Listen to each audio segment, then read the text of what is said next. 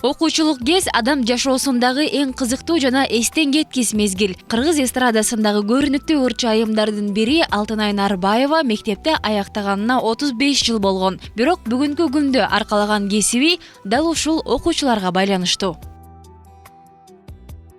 7-синчи класстан баштап мугалим болом деген эң сөөн болчу, ушул мугалим болдум. Анан ырчы болуш эң сөөн болчу, ага жеттим. Негизги кесибим мугалим, анан дагы оркестрде солист болуш дейм. Бактылуумун ушул эки кесиптин ээси болгонума. Балалык кез эң байоо жана таза сезимдер менен коштолгон курак деген Алтынай айым окуучулук убакытты сагынганын айтат.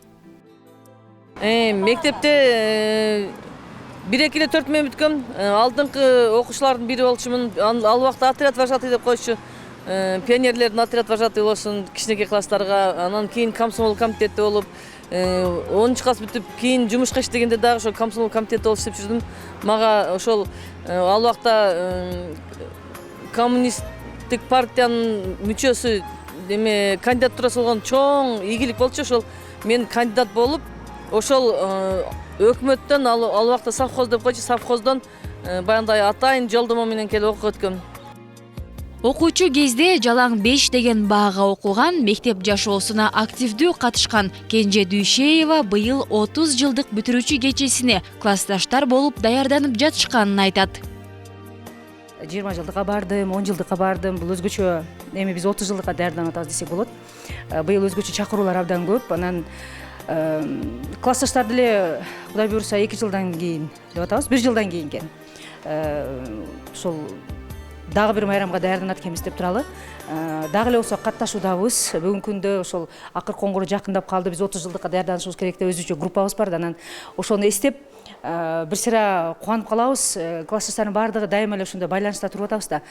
Анан окуучулук күндөрдү көбүрөөк баягы группанын ичинде болгон үчүн, классташтар менен мындай тыгыз байланышта болгон үчүн көбүнчө баягы бала кездеги окуяларды көбүрөөк баяндашат да. Мен көпчүлүгүн эсиме чыгып калыптыр, бирок алар айткан учурда мен аябай мындай толкундануу менен эстейм да.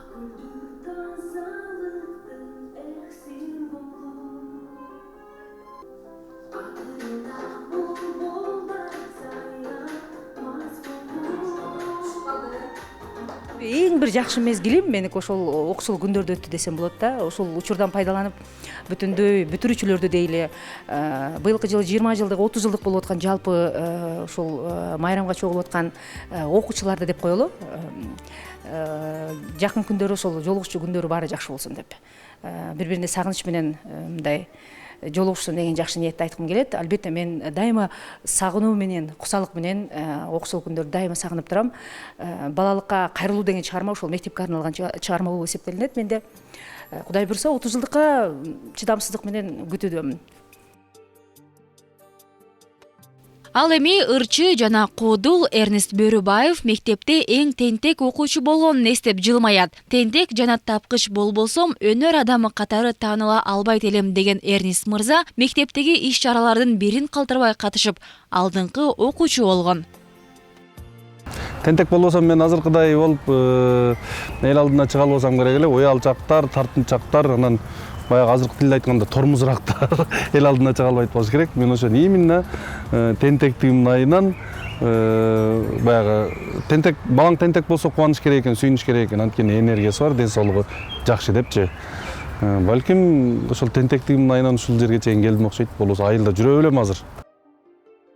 Ырчы классташтарын чогултуп алып концерт коюп, ошол кезде эле чыгармачылык таланты байкалган экен. Классташтар менен жолугуп калганда мен ошол кичинекейимде өзүмчө эле бир чоң эле бир театрдын артисттериндей болуп өзүм жалгыз эле концерт берип койчу элем да аларгачы. Концерт коюп берет элем. Кээде баягы мугалим келбей калганда, баягы ортодогу окошко сабактардын ичинде мен ошол 45 мүнөттүн ичинде концерт коюп берип салчу элем да. Куудулу да мен, ырчысы да мен, баягы музыканты дагы мен болуп, табактарды бир нерселерди алып эле барабан кылып ойноп. Акмарал Аипова, Инсан Бакиров, Нью ТВ.